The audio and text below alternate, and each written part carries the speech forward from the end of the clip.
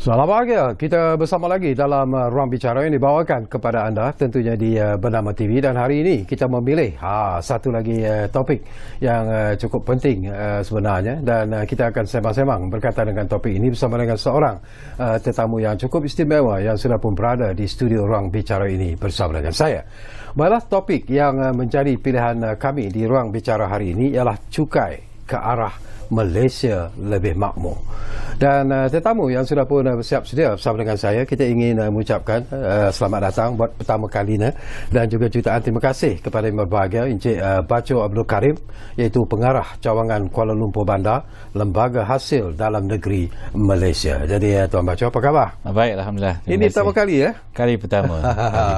Ini pengalaman yang menarik sebenarnya, Tuan. Betul.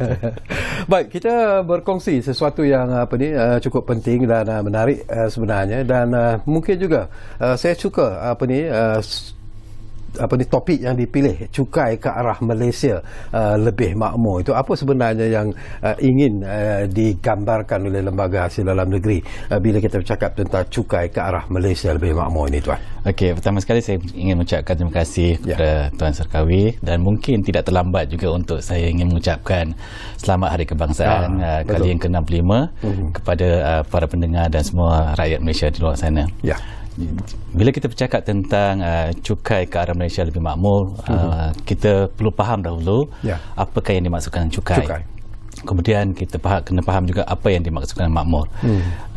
Dalam konteks cukai ini merupakan salah satu tunjang bagi sebuah negara dalam membangunkan negara untuk menyediakan infrastruktur dan juga prasarana dalam negara, dan juga untuk memastikan perbelanjaan dan juga pengurusan sesuatu negara berjalan dengan baik. Dan cukai ini merupakan perkara yang biasa kepada kita, kerana kita tak boleh lari daripada cukai. Dan untuk di Malaysia ni cukai kita berbentuk progresif. Apa yang dimaksud dengan progresif ini, iaitu dia bergantung pada jumlah pendapatan kita. Bila pendapatan kita tinggi, maka kadar cukai juga akan meningkat, ya. Tapi di Malaysia kadar maksimum bagi individu adalah pada kadar 30%. Dan apa pula yang dimaksudkan dengan makmur tadi, ya? Sebab kita nak menunjukkan sebuah negara Malaysia yang makmur. Jadi kalau kita merujuk kepada Kamus Dewan, ya, makmur ni merujuk kepada serba lengkap, ya. Serba lengkap dari segi kemudahan fasilitis yang disediakan kepada rakyat, ya.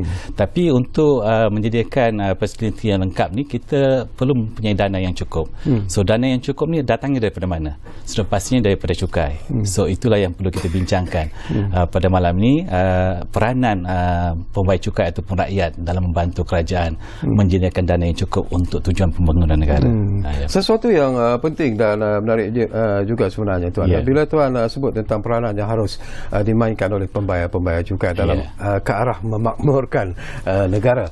Ada juga yang beranggapan bahawa kadang-kadang ianya merupakan sesuatu seolah-olah macam bebanan sebenarnya kepada pembayar cukai, kepada rakyat jelata yang layak untuk membayar cukai. Tapi apa yang perlu diterangkan oleh LHDN sendiri dalam memberikan satu gambaran yang positif berkaitan dengan isu seperti ini, Tuan? Kita kena faham bahawa seperti yang saya sebutkan tadi, cukai merupakan tonjang utama kepada negara untuk membangunkan negara kita. Jadi sebagai rakyat Malaysia yang bertanggungjawab dan juga prihatin terhadap negara kita, setiap warga negara Malaysia perlu memastikan bahawa mereka perlu membayar cukai. Kerana apa? Kerana cukai yang akan dibayar nanti akan digunakan oleh kerajaan untuk tujuan pembangunan negara. Bukan hanya untuk pembangunan negara juga, tetapi untuk manfaat kepada rakyat secara keseluruhannya. Dan kalau kita lihat dari segi perbelanjaan cukai ini, cukai sebenarnya terbahagi kepada dua, iaitu cukai langsung dan cukai tidak langsung. Di mana ada dua agensi kerajaan utama yang menguruskan cukai langsung dan tak langsung ini. Kalau cukai langsung diuruskan oleh Hasil ataupun Lembaga Hasil Dalam Malaysia, manakala cukai tidak langsung diuruskan oleh Jabatan Kastam Diraja Malaysia. Manakala ada juga cukai lain yang diuruskan oleh Majlis Pendedaran Tempatan seperti cukai pintu, cukai tanah dan lain-lain cukai, Dan cukai langsung dan cukai tak langsung ni sangat penting kerana ia menyumbang menyumbang pendapatan tertinggi ataupun dana tertinggi untuk kerajaan. So kami di Hasil dan juga Jabatan Kastam Malaysia bertungkus lumus untuk memastikan dana ini mencukupi untuk tujuan perbelanjaan bagi kerajaan. Bila Tuan cakap tentang cukai langsung, yang ini merupakan tanggungjawab yang cukup mencabar sebenarnya kepada lembaga hasil dalam negeri sendiri. Betul. Tetapi setakat ini setelah lama berada bersama dengan LHDN sendiri, apakah Tuan melihat bahawa sudah ada satu kesedaran yang cukup positif di kalangan rakyat Malaysia sendiri untuk memenuhi ataupun mematuhi peraturan yang telah pun ditetapkan oleh lembaga hasil sendiri? Pada pandangan saya memang kalau kita lihat daripada tahun ke setahun kita melihat kesedaran cukai di kalangan pembayar cukai memang semakin lama semakin meningkat. Ini kita boleh lihat dari segi kutipan cukai yang berjaya dikutip oleh Hasil. Kalau kita lihat bermula pada tahun 2011 jumlah kutipan cukai kita meningkat lebih daripada 100 bilion 100 bilion sehinggalah sekarang ini. Dan ini hanya terhasil apabila pembayar cukai itu mempunyai kesedaran yang cukup tinggi ke atas tanggungjawab mereka untuk membayar cukai. Jadi bila kita melihat daripada senario ini, kita boleh katakan bahawa kesedaran cukai agak tinggi di kalangan rakyat Malaysia. Begitu juga Hasil juga memainkan peranan yang penting untuk memberikan pendidikan dan juga kesedaran cukai kepada rakyat untuk memastikan bahawa mereka menunaikan tanggungjawab mereka sebagai pembayar cukai ataupun warga negara Malaysia yang bertanggungjawab. Kerana tanpa pembayar cukai yang bertanggungjawab ini akan menyukarkan kita ataupun menyukarkan kerajaan mendapatkan dana yang mencukupi untuk tujuan pembangunan negara. Mungkin Tuan boleh komen sedikit tentang ialah ini pun persepsi barangkali yang dimainkan di luar sana ataupun luahan perasaan yang kita selalu dengar sebenarnya. Mereka mengatakan bahawa kadar cukai individu di Malaysia ini jika dibandingkan dengan negara-negara lain dikatakan begitu tinggi. Tak tahulah sejauh mana betul ataupun tidaknya anggapan ataupun persepsi seperti ini, Tuan. Ya, mungkin persepsi itu ada benarnya lah kalau kita berbincang di luar kata kadar cukai tinggi dan sebagainya. Tetapi kalau kita melihat pada fakta yang sebenarnya, kalau kita melihat di negara Malaysia sendiri, kadar cukai yang tertinggi adalah 30% untuk individu. Dan kalau kita bandingkan dengan negara-negara ASEAN, Singapura merupakan mengenakan kadar cukai untuk individu sebanyak 22%, yang terendah di ASEAN lah. Tapi bagi negara-negara lain seperti Indonesia, Thailand, Vietnam, kadar cukai mereka adalah sebanyak 35%. Jadi agak tinggi. Kita masih boleh dikatakan agak rendah berbanding dengan negara-negara jiran kita di Asia Tenggara ini. Dan kalau kita bandingkan pula di negara-negara maju, kadar mereka lebih tinggi. Saya mengambil contoh seperti United Kingdom, kadar cukai mereka adalah sebanyak 45%, 45%, manakala Sweden sebanyak 52.85%, dan Luxembourg 45.78%, dan Netherlands sebanyak 49%. Kenapa mereka mengenakan kadar cukai yang tinggi? Kerana mereka merasakan bahawa ini merupakan tanggungjawab mereka sebagai pembayar cukai untuk membangunkan negara mereka. Kerana mereka merasakan bahawa dengan adanya cukai yang tinggi, kerajaan boleh menyediakan kemudahan-kemudahan atau prasarana-prasarana yang cukup baik kepada mereka. Bukan hanya prasarana juga, tetapi mereka menerima manfaat daripada cukai yang mereka bayar. So mereka sukarela untuk membayar cukai walaupun dalam kadar yang tinggi. So kita ni masih boleh dikatakan masih rendah dari segi kadar cukai. Walaupun manfaat yang diterima di Malaysia ni banyak kepada rakyat daripada hasil cukai tadi. Jadi tanggapan tadi agak salah lah, kerana kita masih lagi beruntung mempunyai kadar cukai yang tinggi dan kerajaan mampu melaksanakan tugas dengan baik untuk memberikan manfaat kepada rakyat semuanya. Mungkin penting juga Tuan Baco, kita juga nak tahulah tentang strategi yang digunakan oleh Hasil sendirilah untuk memastikan bahawa negara kita ini kekal makmur menerusi kutipan cukai ini. Mungkin kita boleh kongsi bersama dengan Tuan. Okey, memang banyaklah strategi yang kita laksanakan untuk memastikan kutipan cukai kita berada di tahap yang bagus dan juga memastikan kesedaran cukai di kalangan pembayar cukai berada di tahap yang tertinggi. Dan sebagaimana yang saya sebutkan tadi, bermula pada tahun 2011 kadar kutipan kami melepasi 100 bilion pada setiap tahun, sehinggalah ke tahun ini kita berjaya mengutip lebih 100 bilion. Bukan hanya kutipan itu saja yang kita berjaya tingkatkan, tetapi juga dari segi pematuhan, kadar kos pematuhan kita juga kita dapat kurangkan, ya. Tidak melebihi daripada RM2 untuk setiap RM100 yang kita kutip. Ini menunjukkan bahawa kecekapan dalam menguruskan hal-hal pencukaian ini memang sangat tinggi di pihak hasil lah, ya. Dan juga untuk memastikan kesedaran cukai di kalangan pembayar cukai itu sentiasa berada di tahap yang tinggi, hasil menjalankan beberapa strategi-strategi untuk memastikan rakyat di luar sana memahami tanggungjawab mereka sebagai pembayar cukai.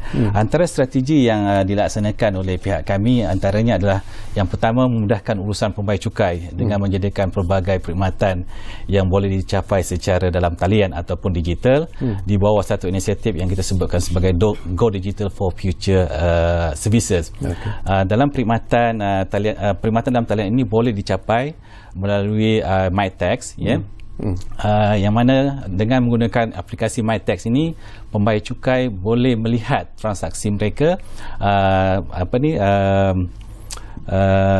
transaksi ledger mereka, status bayaran balik mereka, dan juga status sijil penyelesaian cukai. Begitu juga dengan potongan-potongan cukai berjadual dan juga bayaran ansuran di bawah CP500 bagi perniagaan bagi individu yang bukan penggajian. So melalui MyTax ni mereka lebih mudah untuk mengetahui status cukai mereka dengan lebih cepat dan lebih mudah. Selain daripada itu juga MyTax ni menjadikan capaian ke atas perkhidmatan yang disediakan oleh hasil seperti e-filing, bayar hasil dan juga perkhidmatan-perkhidmatan lain dalam sistem ya. Dan inisiatif yang dilaksanakan ini adalah berbentuk inovasi, ya, yang mana boleh memudahkan pembayar cukai untuk berurusan dengan kami. Dan strategi yang kedua juga adalah meningkatkan pemahaman dan kesedaran cukai di kalangan di kalangan rakyat melalui sesi libat urus dan pemantapan aktiviti pendidikan cukai. Pihak kami sekarang ini banyak mengadakan libat urus dengan pihak luar, terutama sekali persatuan-persatuan perniagaan dan juga badan-badan profesional untuk memaklumkan kepada mereka bahawa kami bersedia dan juga membantu mereka untuk memberikan kepahaman tentang cukai dan juga membantu mereka mempermudahkan urusan percukaian mereka. Selain daripada itu juga hasil sekarang ni kita juga berurusan dengan pihak IPT ataupun Institut Pengajian Tinggi untuk memberikan pendedahan kepada pelajar-pelajar tentang apa itu cukai, ya. Dan yang ini kita sebutkan sebagai hasil tax buddy, ya. Hasil tax buddy di mana kita melantik pelajar sebagai duta, ya. Sebagai duta kepada hasil untuk menyalurkan informasi percukaian kepada rakan-rakan pelajar di IPT tersebut. Selain daripada itu juga kita bertujuan hasil Your Tax Buddy ini bertujuan untuk memberikan kesedaran kepada pelajar-pelajar tentang tanggungjawab mereka kepada negara apabila mereka keluar daripada di alam pekerjaan nanti, bahawa mereka bertanggungjawab untuk membayar cukai untuk tujuan pembangunan negara nanti. So ini merupakan satu langkah awal untuk memberikan kesedaran kepada mereka. Dan selain daripada itu juga kami juga menyediakan satu lagi yang kita sebutkan sebagai EduZone, ya, yang untuk menyediakan gerbang pendidikan percukaian, di mana di bawah platform EduZone ni boleh dilayari melalui portal rasmi hasil di www.hasil.gov.my, yang mana platform EduZone ni bukan saja memuatkan pelbagai risalah dan juga maklumat artikel-artikel tentang percukaian, tapi juga kita menyediakan video-video pendek tentang percukaian dan juga wawancara pegawai hasil dengan pihak-pihak media di luar sana. Saya kagum dengan apa yang dilakukan oleh hasil.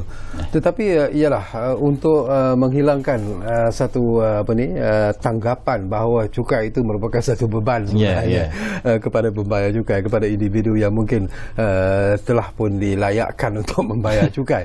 Tetapi mungkin juga sesuatu yang perlu diterangkan di sini.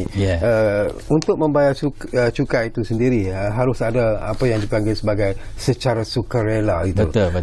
Tanpa sebarang perasaan marah ataupun perasaan seolah-olah dianiaya dan sebagainya. Untuk mencapai matlamat ini, apa yang dilakukan oleh hasil sebenarnya? Ini merupakan perkara besarlah yang perlu kita tangani di hasil. Tanggapan rakyat ataupun pembayar cukai di sana bahawa membayar cukai ini merupakan satu bebanan ke atas mereka. Tapi jika kita lihat kembali hasil cukai ini telah memberikan banyak manfaat kepada negara dan juga kepada rakyat secara keseluruhannya. Tanpa ada cukai yang mencukupi, kutipan yang mencukupi, tidak mungkin kerajaan boleh membina jalan raya ataupun prasarana yang mencukupi untuk tujuan rakyat dan juga membangunkan ekonomi. Jadi di sinilah perlunya ada kesedaran di kalangan pembayar cukai bahawa cukai yang dikutip ini nanti akan kembali semula kepada mereka dalam bentuk kemudahan-kemudahan dan juga facilities. Tanpa ada cukai tak mungkin kita boleh membina sekolah, tanpa cukai kita tak mungkin boleh membina hospital dan sebagainya. So jika mereka berfikiran seperti itu nanti bahawa jika saya membayar cukai akan kembali kepada saya, maka mereka secara sukarela akan membayar cukai ini kepada pihak kerajaan. Tapi di pihak kami hasil kami sentiasa memberikan pendidikan dan juga penerangan tentang peri pentingnya tentang cukai ini, di mana kita banyak mengadakan seminar dan juga bengkel-bengkel tentang percukaian supaya memberikan ruang kepada pembayar cukai dan rakyat di sana mengetahui lebih lanjut tentang apa itu cukai dan apakah peranan mereka ke atas negara dalam urusan membayar cukai tadi. Ada juga yang mengatakan ini pun banyak yang dimainkan terutamanya di media sosial yang mengatakan bahawa mereka tidak ada masalah sebenarnya untuk berurusan dengan pihak hasil, tetapi yang menjadi masalahnya ialah kadang-kadang kesukaran untuk menghubungi pejabat-pejabat hasil dan sebagainya. Mereka mengatakan kadang-kadang telefon tidak dijawab dan sebagainya. Jadi apakah ini juga realiti yang dilihat secara serius oleh pihak hasil sebenarnya, Tuan? Berkenaan dengan aduan tentang panggilan telefon tak berjawab, kita akui memang berlaku perkara itu, tetapi kita kena melihat secara keseluruhan. Aduan-aduan ini bukanlah bersifat berterusan dan ianya hanyalah melibatkan peratusan yang kecil dan ianya berlaku hanya dalam tempoh-tempoh tertentu saja. Sebagai contoh, tempoh pengantaran borang e-filing ataupun semasa kita membuka ruang untuk bantuan kerajaan. So memang talian telefon ketika itu memang terlalu tinggi. Dan kita kena faham bahawa bila terlalu banyak panggilan masuk, ada masa-masa tertentu panggilan itu tak dapat dijawab dalam tempoh yang diharapkan oleh pembayar cukai.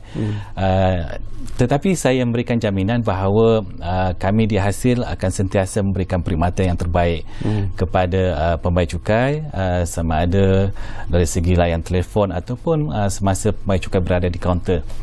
Itu merupakan perkara yang menjadi keutamaan pihak pengurusan kami. Dan kami memang mengamalkan prinsip AES, iaitu Awareness, Education dan Services, yang mana kita akan memberikan kesedaran kepada pembayar cukai, memberikan pendidikan kepada pembayar cukai dan juga memberikan servis yang terbaik. Jadi jika adalah pembayar cukai ataupun pelanggan-pelanggan kami yang merasakan bahawa kami tidak menjawab telefon, sebenarnya di lembaga hasil bukan hanya platform telefon saja untuk dapat berhubung dengan kami. Sebenarnya ada banyak banyak platform-platform lagi yang pembayar cukai boleh berurusan dan juga mendapat perkhidmatan kepada kami. Sebagai contoh, kita menyediakan di laman web kita borang maklum balas. Mereka boleh mengisi borang maklum balas untuk mendapatkan maklumat lebih lanjut ataupun pertanyaan-pertanyaan tentang cukai kepada kami. Kami juga menyediakan hasil chat, yang mana boleh mendapat jawapan terus daripada pihak kami. Kami juga mempunyai yang disebutkan sebagai hasil knowledge center, yang mana pembayar cukai boleh berhubung dengan kami untuk mendapatkan maklumat lebih lanjut. Jadi kemudahan-kemudahan ni semua dah ada. Cumanya mungkin dari segi maklumat itu mungkin tak sampai kepada pembayar cukai. So malam ni saya maklumkan bahawa perkhidmatan tu banyak dan kita memberikan perkhidmatan tu secara meluas di luar sana. Okey. Semakin menarik sebenarnya Tuan Baco. Banyak informasi yang kita kongsikan, tapi seperti biasalah kita diarah untuk berehat dulu buat seketika, tetapi anda jangan ke mana-mana. Kembali semula sebentar saja lagi bersama kami di Ruang Bicara yang kami bawakan kepada anda, tentunya mana lagi kalau bukan Bernama TV. Kita jumpa lagi selepas ini.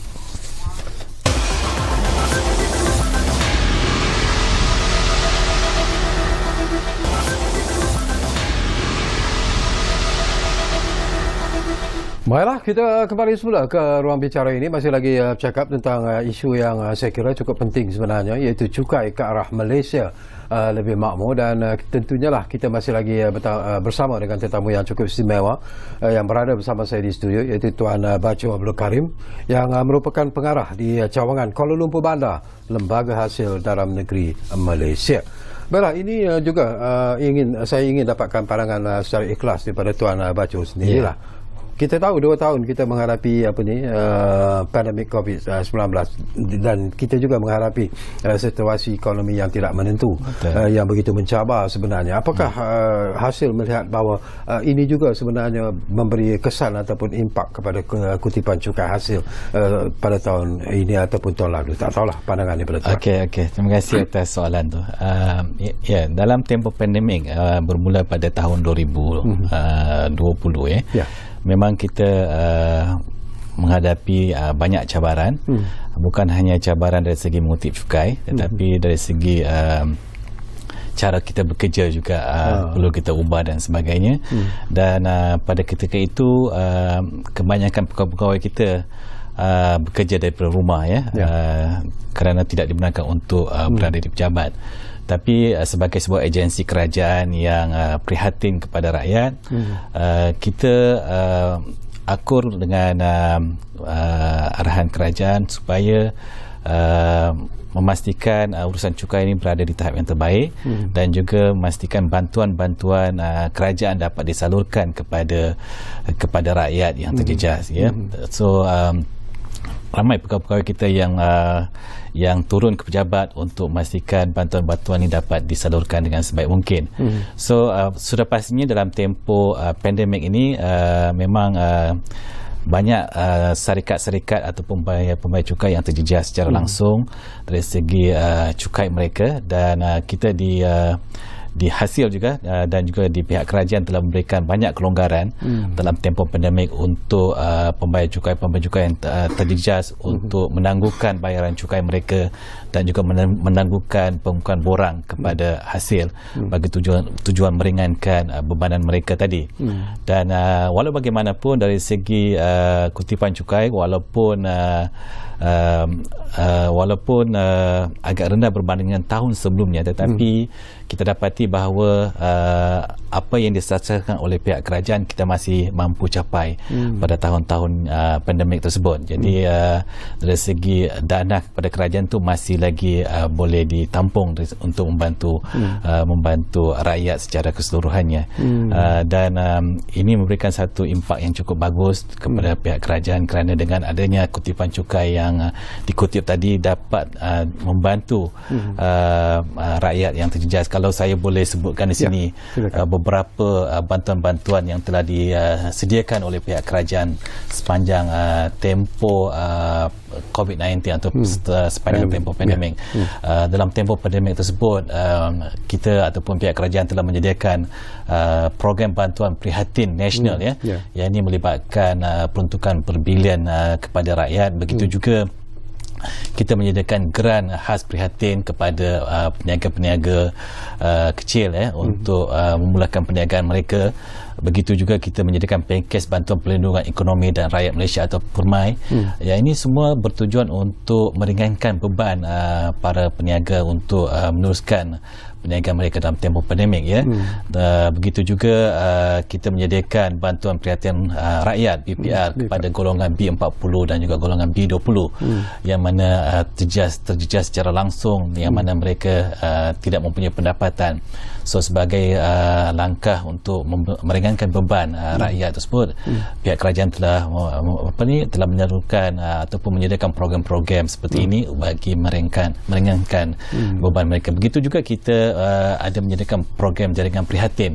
So keseluruhan program-program ini adalah bertujuan untuk memastikan bahawa rakyat yang terjejas dapat dibantu dengan sebaik mungkin, dan bagi mereka yang dibuang bekerja, kita juga dapat menyalurkan bantuan-bantuan yang sebaiknya untuk memastikan mereka dapat meneruskan kehidupan dalam tempoh pandemik. So saya bagi pihak Hasil mengucapkan berbilion terima kasih kepada pembayar cukai yang tidak terjejas kerana masih lagi membayar cukai walaupun dalam tempoh pandemik masih membayar cukai, dan dengan adanya cukai tadi kerajaan dapat membantu menyalurkan bantuan-bantuan yang sebaik mungkin kepada rakyat yang terjejas tadi. So inilah satu pengorbanan yang cukup tinggi yang ditunjukkan oleh rakyat Malaysia dalam tempoh pandemik ini, yang mana banyak bantuan-bantuan yang telah dapat disalurkan oleh kerajaan hasil daripada keprihatinan pembayar cukai yang masih membayar cukai walaupun mereka juga terjejas,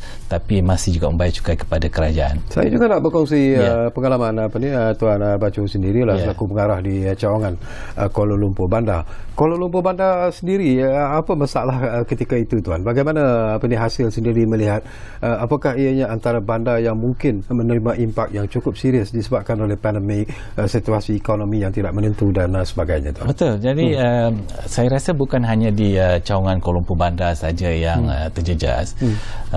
Saya rasa di seluruh Malaysia ataupun di seluruh cawangan juga agak terjejas.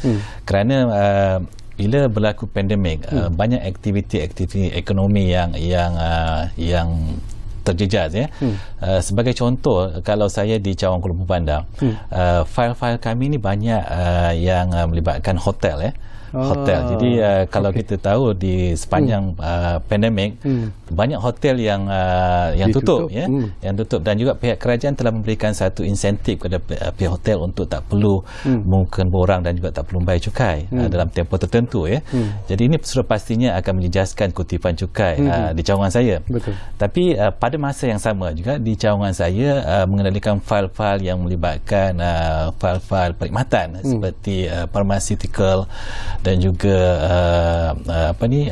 peguam doktor dan sebagainya, yang mana dalam tempoh pandemik mereka tidak terjejas. So ada sebahagian pembayar cukai yang terjejas, ada sebahagian yang tak terjejas.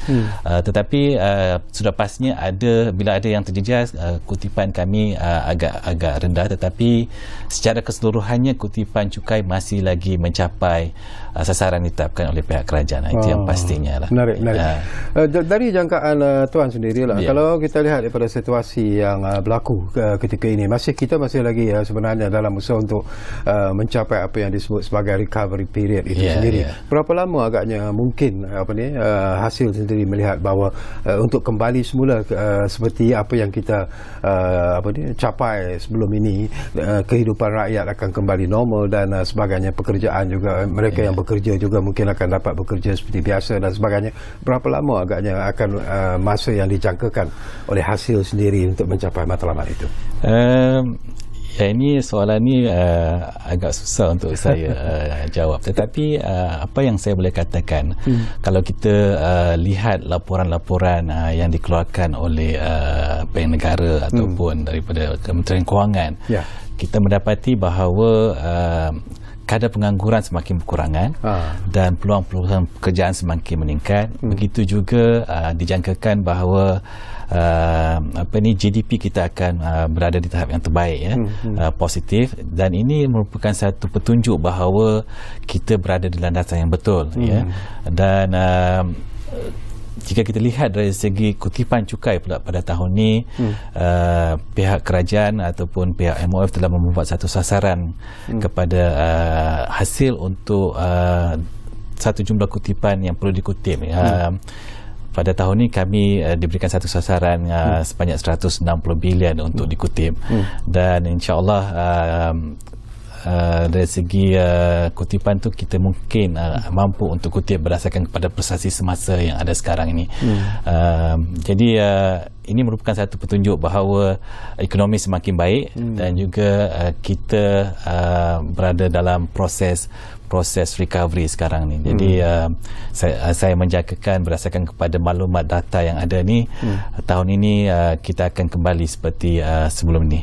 Macam di KL sendiri tadi pun Tuan menyebut antara bisnes ataupun perniagaan yang paling terjejas ialah hotel-hotel.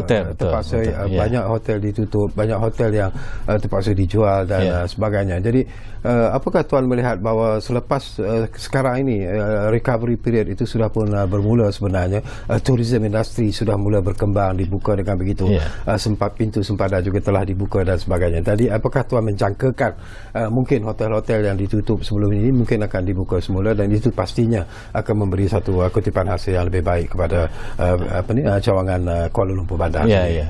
Itu sudah pastinya, sebab kerajaan telah pun menetapkan bahawa kita dalam proses daripada pandemik kepada endemik sekarang ni, dan banyak kelonggaran-kelonggaran SOP yang telah pun dibuat oleh pihak kerajaan, yang mana kalau dulunya kita tidak dibenarkan untuk keluar rumah, kita tidak dibenarkan untuk merentas sempadan dan sebagainya, tapi kini SOP itu telah pun dilonggarkan, dan ini telah memberikan ruang kepada rakyat untuk menikmati semula bersama keluarga bercuti di luar dan sebagainya.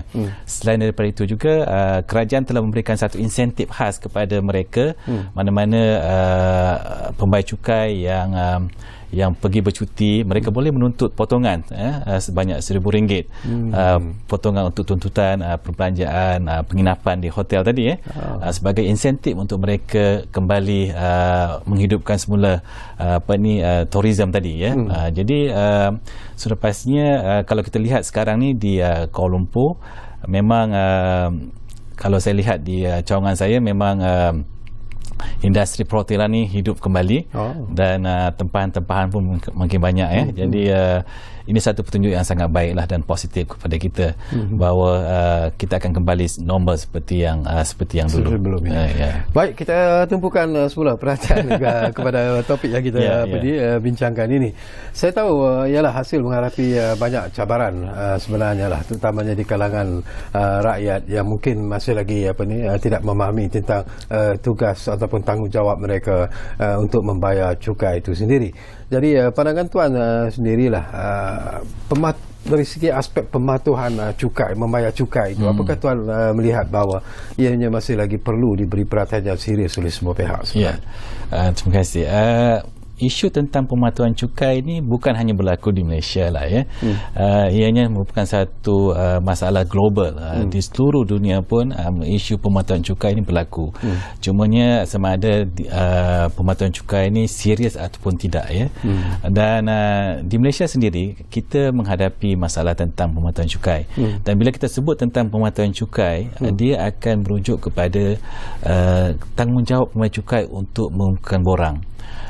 Kebanyakan pembayar cukai bila mereka gagal mengumumkan borang, itu dianggap tidak patut, kerana mereka sepatutnya sebagai seorang pembayar cukai yang bertanggungjawab, mereka perlu melaporkan berapa banyak pendapatan yang diterima, dan melaporkan berapa jumlah cukai yang perlu dibayar. Dan kita di Malaysia, kita dah mula sistem taksih sendiri bermula pada tahun 2004. Apa yang dimaksudkan dengan sistem taksih sendiri ini, iaitu pembayar cukai bertanggungjawab penuh ke atas pendapatan mereka dan ke atas cukai mereka. Mereka perlu melaporkan kepada kita, kepada hasil, berapa jumlah pendapatan, berapa perbelanjaan yang mereka layak tuntut, dan laporkan kepada kita berapa cukai yang patut dibayar. Itu merupakan tanggungjawab mereka. Dan bila ini berlaku, kita mendapati bahawa pembayar cukai ramai yang patuh dan ada juga yang tak patuh. Kenapa mereka tak patuh? So berdasarkan kepada kajian-kajian sarjana-sarjana yang mengkaji tentang pematuhan cukai, terdapat banyak faktor yang menyebabkan mereka enggan untuk mematuhi cukai ini. Antaranya tentang pengetahuan cukai itu sendiri. Kita mendapati bahawa bila pembayar cukai tidak mempunyai pengetahuan tentang cukai, mereka agak sukar untuk mematuhi cukai.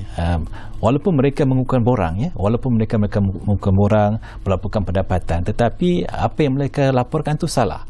Salah dari segi tuntutan potongan, salah dari segi tuntutan perbelanjaan, So ini menyebabkan isu pematuhan cukai berlaku di sana. Ini hanya kita akan dapat mengetahui bila proses audit, semakan ataupun tindakan verifikasi ke atas apa yang mereka laporkan. So bila kita dah semak, kita akan dapati bahawa ada berlaku ketidakpatuhan di sana. Itu yang pertama tentang knowledge mereka. Yang kedua juga tanggapan pembayar cukai tentang ketirisan cukai, ramai di kalangan pembayar cukai yang beranggapan cukai yang mereka bayar ni nanti tidak digunakan untuk manfaat mereka. Bermakna ketirisan itu lebih banyak berlaku berbanding dengan manfaat yang diterima. Mereka beranggapan bahawa dana yang dibayar ataupun cukai yang dibayar tadi tidak digunakan untuk membina ataupun membangunkan negara untuk tujuan rakyat. Itu persepsi mereka. Yang kedua, kita mendapati juga ramai pembayar cukai yang tidak faham bahawa bila mereka tidak mematuhi cukai, kemungkinan untuk dikenakan penalti itu cukup tinggi. Dan kita kena faham bahawa penalti ke atas kegagalan untuk mengukuhkan borang cukup tinggi, di mana kita boleh kenakan penalti 3 kali ganda daripada cukai yang tidak dilaporkan tadi. Jadi kalau contohnya cukai yang tidak dilaporkan 1,000, kita akan kenakan penalti 3,000. Maksudnya itu, mungkin sebabkan mereka tidak faham, mereka enggan untuk mematuhi. Begitu juga dengan pengaruh-pengaruh pihak di luar sana tentang rakan-rakan mereka yang tidak menggalakkan mereka untuk patuh kepada cukai. Jadi ini merupakan satu cabaran kepada hasil untuk memastikan bahawa setiap pembayar cukai perlu mematuhi peranan ataupun tanggungjawab mereka. Jadi kami di hasil akan sentiasa memberikan pendedahan dan juga kesedaran tentang tanggungjawab mereka dengan memberikan banyak ruang dan peluang kepada mereka untuk memahami tentang cukai ini. So kita banyak platform-platform yang kita sediakan kepada semua pembayar cukai untuk mereka bersama-sama memahami tentang cukai ini. Jadi dengan adanya pendidikan dan juga kesedaran cukai ini, kita berharap bahawa pembayar cukai akan memahami tanggungjawab mereka dan memahami apa itu yang disebutkan tentang akta cukai. Kerana tanpa pengetahuan tentang percukaian itu sendiri akan memberikan kesan yang negatif kepada mereka untuk patuh kepada cukai tadi. Selain daripada penalti yang Tuan sebut tadi, apa lagi kesan sebenarnya akibat daripada ketidakpatuhan cukai ini, Tuan? Sudah pasti kesannya adalah kepada negara kita lah. Sebab macam yang saya sebutkan tadi, sumber pendapatan utama negara kita adalah daripada hasil, daripada cukai, yang mana cukai langsung ini menyumbang sebanyak 35.7% daripada jumlah pendapatan negara. Jadi merupakan penyumbang terbesar. Jadi sekiranya pembayar cukai gagal melaksanakan tugas mereka sebagai seorang pembayar cukai, sebagai seorang warga negara yang bertanggungjawab, sudah pastinya kerajaan akan kekurangan dana untuk membangunkan negara. Kita kena faham bahawa tanpa dana yang mencukupi, kita tak akan mampu untuk membangunkan ekonomi kita dengan baik, menyediakan infrastruktur yang baik, dan tak mungkin kita akan mencapai Malaysia makmur yang kita sebutkan tadi. Kerana tanpa ada cukai yang mencukupi, kita tak akan mampu. Sebab itu kita mengharapkan pembayar cukai di luar sana memahami tanggungjawab mereka, bahawa cukai ini merupakan satu tanggungjawab, bukan hanya semata-mata patuh kerana ingin mematuhi undang-undang, tetapi sebenarnya apa yang lebih penting adalah untuk membantu kerajaan untuk membangunkan negara menjadi sebuah negara yang makmur. Dan kita kena faham, cukai yang dibayar itu akan kembali semula kepada kita dalam bentuk kemudahan dan sebagainya. So bila kita faham yang ini, insya-Allah pembayar cukai akan secara automatik nanti akan mematuhi cukai secara sukarela.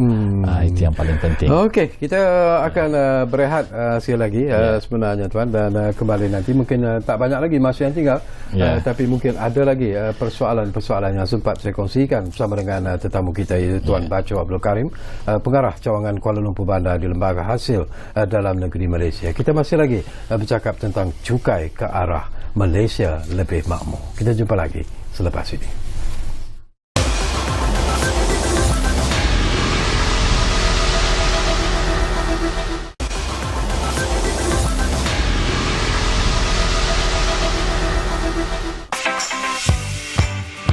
Saya maklum perkara tersebut.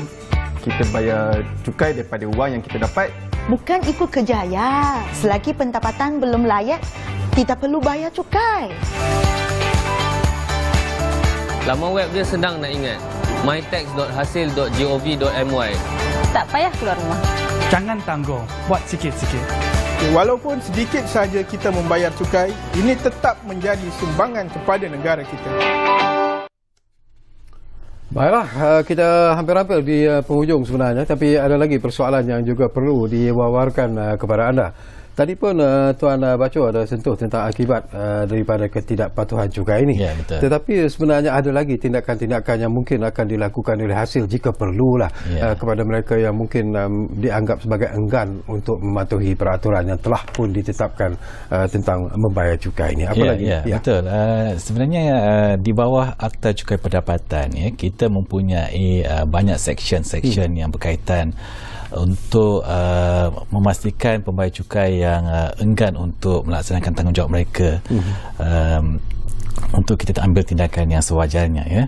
Andai katalah pembayar cukai yang enggan untuk membayar cukai, mereka enggan melakukan borang seperti mana yang saya sebutkan tadi, kita ada peruntukan di bawah akta untuk mengenakan penalti kepada mereka. Contoh penalti lewat melakukan borang, yang mana penalti yang dikenakan 3 kali ganda berbanding cukai yang dikenakan. Begitu juga kalau mereka kemukakan borang contohnya, tapi mengemukakan dengan maklumat yang salah, kita juga boleh kenakan penalti di sana pada kadar yang 100% daripada cukai yang tidak dilaporkan ataupun ditinggalkan. Selain daripada itu juga, misal kata pembayar cukai telah pun mengukuhkan borang, telah pun melaporkan pendapatan tapi enggan membayar cukai, di situ juga kita mempunyai tindakan yang proaktif untuk kita ambil kepada mereka, yang mana kita boleh mengambil tindakan sekatan perjalanan contohnya, jika mereka nak melancong ke luar negara ataupun membuat perniagaan di luar negara, kita akan halang mereka untuk keluar sehinggalah mereka menjelaskan cukai.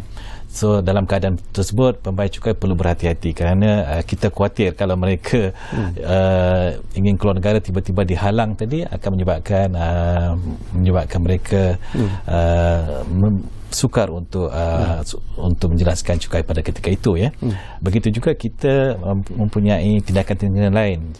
Contohnya kita boleh mengambil tindakan bankruptcy kepada pembayar cukai yang enggan membayar cukai mereka. Kita juga boleh caveat harta mereka bagi kes-kes yang begitu hardcore untuk membayar cukai lah. So tindakan-tindakan ini semua bukan untuk menganiaya pembayar cukai, tetapi kita ingin berlaku adil kepada semua pembayar cukai. Kerana kalau ada setengah-setengah pembayar cukai yang enggan membayar cukai, ini akan menyebabkan satu ketidakadilan kepada pembayar cukai yang sentiasa sukarela membayar cukai. Kerana apa saya katakan tidak adil? Kerana bagi pembayar cukai yang sukarela dan setiap tahun membayar cukai mereka juga menikmati kemudahan yang disediakan oleh kerajaan. Begitu juga mereka yang tak patuh tadi, mereka juga akan menikmati kemudahan yang sama, tetapi mereka enggan membayar cukai. Jadi kalau di negara-negara maju, mereka yang sebegini akan dianggap sebagai pembelot, ataupun penjenayah. Tapi kita di Malaysia ni masih lagi dikira masih lembut lagi. Kita masih tidak beranggapan begitu. Tapi kalau di negara luar dianggap sebagai satu kesalahan yang besar, sebab mereka sangat-sangat prihatin tentang tanggungjawab membayar cukai. Jadi di sinilah peranan kita sebagai pembayar cukai, kalau ada sahabat-sahabat kita di luar sana yang kita ketahui mereka tidak membayar cukai, nasihatkan mereka tentang tanggungjawab untuk menjelaskan cukai dengan sebaik mungkin. Kerana apa nanti? Kerana setiap cukai yang dijelaskan nanti akan kembali semula kepada mereka, ya, untuk kemudahan rakyat secara keseluruhannya. Dan juga bukan hanya untuk manfaat, tapi untuk tujuan pembangunan ekonomi negara. Betul. Dengan adanya banyak dana yang diterima daripada cukai tadi, kerajaan boleh menjadikan infrastruktur, dan dengan adanya infrastruktur yang cukup baik, dan tentunya pelabur-pelabur luar akan masuk ke Malaysia kerana mereka melihat bahawa kerajaan ataupun negara kita menyediakan infra yang cukup baik untuk tujuan pelaburan mereka. Saya juga nak dapat komen dan juga nasihat daripada Tuan Bacu. Kebelakangan ini Tuan, berlaku pula satu lagi masalah, iaitu scammer yang memanggil kononnya daripada hasil, daripada lembaga hasil dalam negeri dan sebagainya. Jadi apa nasihat dan juga langkah yang perlu diambil oleh rakyat lah, terutamanya apabila menerima panggilan-panggilan seperti ini. Memang kita menerima banyak aduan tentang perkara ni, skema di luar yang mana menyamar sebagai pegawai lembaga hasil. Saya sendiri pun terkena kesannya menghubungi, tapi sebagai pembayar cukai yang mempunyai pengetahuan tentang cukai, kita nasihatkan supaya mereka mengesahkan dahulu, jangan terus mempercayai perkara tersebut, sebab skema ni mudah untuk mempengaruhi kita, tapi selalunya dia guna apa Tuan taktik dia orang ni? Taktik senang. Yang saya lihat, mereka kata kita ada cukai yang tak dibayar, tetapi kebanyakan mereka ni menggunakan nombor handphone. Kita di lembaga hasil ni tidak ada menggunakan handphone lah, kita menggunakan panggilan telefon di waktu pejabat. Yang macam saya sendiri dihubungi pada waktu bukan bekerja, jadi kita dah tahu yang itu bukan panggilan daripada lembaga hasil. So kami nasihatkan kepada pembayar cukai, dapatkan pengesahan dahulu kepada lembaga hasil tentang jika ada menerima panggilan-panggilan daripada pihak-pihak tertentu yang menyamar sebagai pegawai lembaga hasil. Kerana kalau mereka tak menyemak, kemungkinan besar mereka akan menerima kesan yang kurang baik. Tapi setakat ni ada tak Tuan yang betul-betul menjadi mangsa kepada scam? Kalau kita lihat di data-data akhbar, memang ada pembayar cukai yang terkena, yang mempercayai tentang perkara ini, dan mereka membuat bayaran tertentu untuk melepaskan apa yang disebutkan oleh pihak skema tadi. Okey, kita hampir di penghujung sebenarnya Tuan. Mungkin sebelum kita akhiri program ini, mungkin Tuan juga ingin sampaikan sedikit pesanan ataupun nasihat kepada penonton-penonton, dan mungkin juga Tuan ingin berkongsikan tentang manfaat yang boleh kita perolehi daripada cukai ini Tuan. Jadi sebagaimana yang saya sebutkan juga tadi, bahawa dengan kita menjadi seorang pembayar cukai yang bertanggungjawab, dengan menjelaskan ataupun membayar cukai yang sepatutnya, kita telah membantu pihak kerajaan untuk membina negara kita menjadi lebih makmur, kerana kita kena faham bahawa setiap cukai yang dibayar kepada kerajaan, ianya akan digunakan untuk pembangunan negara dan juga untuk menjadikan kemudahan-kemudahan asas untuk dinikmati oleh rakyat. Dan tanpa adanya cukai tadi, kerajaan tak akan mungkin dapat membangunkan negara dengan sebaik mungkin. Dan kita sedar bahawa antara cukai itu sendiri tak mampu untuk menampung keseluruhan perbelanjaan kerajaan. Tapi dengan adanya komitmen daripada pembayar cukai untuk menjelaskan cukai dengan sebaik mungkin, ianya akan membantu kerajaan untuk menyediakan dana yang secukupnya. Kalau kita lihat di laporan yang dikeluarkan oleh pihak MOF, pada masa sekarang kita membuat pinjaman sebanyak 1 trilion lebih, ataupun bersama dengan 60% daripada KDNK negara. Dan jika kita gagal untuk menjelaskan cukai ataupun membayar cukai, menjadi seorang pembayar cukai yang bertanggungjawab, ini akan menjejaskan kerajaan untuk membina negara kita menjadi sebuah negara yang makmur. Tapi kalau semua orang mengambil tanggungjawab yang sama, iaitu menjadi seorang pembayar cukai yang bertanggungjawab, melaporkan pendapatan yang sepatutnya, pastinya cukai yang dikutip akan bertambah dan meningkat pada tahun demi tahun. Jadi saya berharap bahawa kesedaran ini dapat ditingkatkan dari masa ke semasa, dan memang kita yakin bahawa dari tahun ke tahun kesedaran pembayar cukai ini semakin lama semakin meningkat, ya. Sebagaimana saya sebutkan peringkat awal tadi, yang ini kita boleh lihat dari segi kadar kutipan cukai yang saban tahun memang meningkat daripada tahun-tahun sebelumnya. Itu menunjukkan bahawa ramai pembayar cukai kita yang semakin sedar tentang tanggungjawab mereka menjadi pembayar cukai dan warga negara yang bertanggungjawab.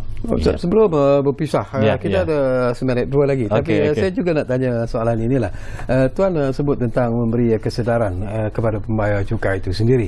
Dan saya percaya lembaga hasil dalam negeri Malaysia ataupun hasil juga sebenarnya telah menyusun atau program-program yang cukup berkesan, kerana bukan matlamat hasil sebenarnya untuk mengambil tindakan-tindakan undang-undang dan sebagainya, tetapi yang penting adalah untuk memberi kesedaran kepada rakyat untuk membayar cukai.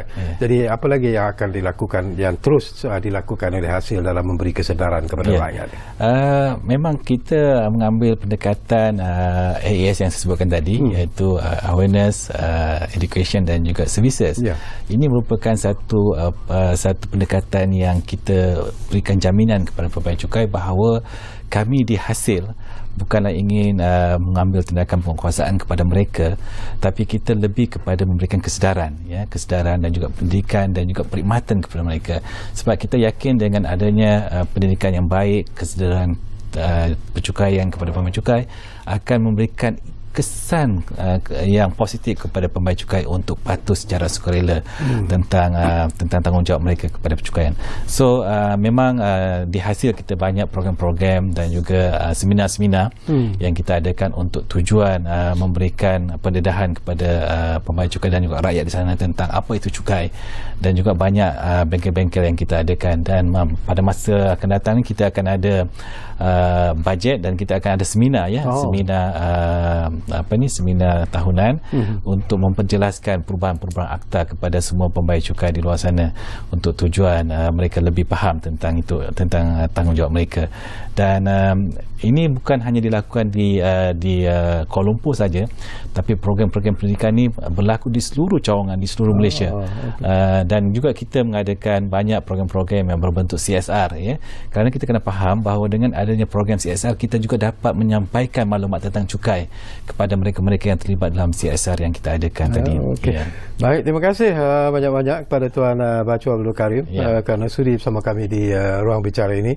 Saya cukup selesa sebenarnya sembang bersama dengan Tuan, walaupun buat pertama kali muncul di ruang bicara ini, tapi saya rasa Tuan telah memberikan satu penerangan yang cukup jelas berkaitan dengan topik yang kita pilih hari ini, iaitu cukai ke arah Malaysia lebih makmur. Jadi kita harap dapat jumpa lagi Tuan di masa-masa yang akan datang.